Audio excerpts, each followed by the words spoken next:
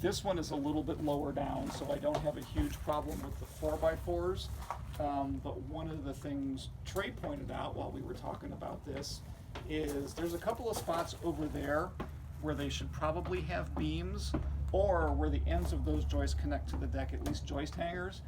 Underneath this section of the deck, we're actually seeing the same thing. So like this beam right here and that one back there, those shouldn't just be nailed to that post. They should be actually through bolted through the post, through the beam to hold everything in place. Nails are not considered adequate for that installation.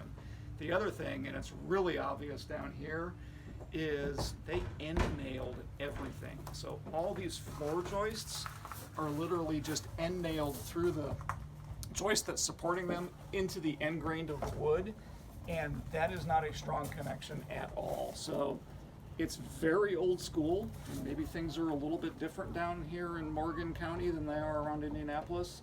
But this is absolutely not the way we would build a deck today.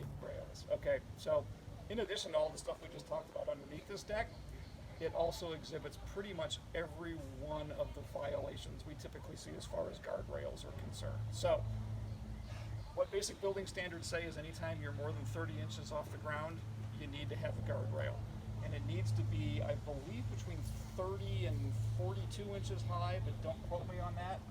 In any event, we're way more than 30 inches off the ground here.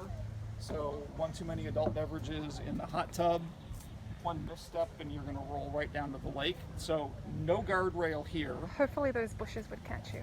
These bushes do not count as a guardrail, and there is no guardrail on this side of the stairs coming down. That bench does not count as a guardrail, so there's no guardrail on the upper section of the deck, which again is a good 8 to 10 feet above the ground. And then the guardrail they do have is nowhere near high enough, and the balusters are way more than 4 inches apart. And there's not even any, I'm gonna say, room for debate on this because this house is new enough that all of those modern standards apply. So guardrails here, while I understand why they did what they did because they don't want to obstruct their view of the lake, are completely inadequate for all of this decking here. And Trey just told me that when you have open steps like this, technically, at least by modern standards, you're supposed to put a backer on them, because if you have a small child or a baby going up and down those stairs, they can actually crawl through there and then fall into whatever's behind them.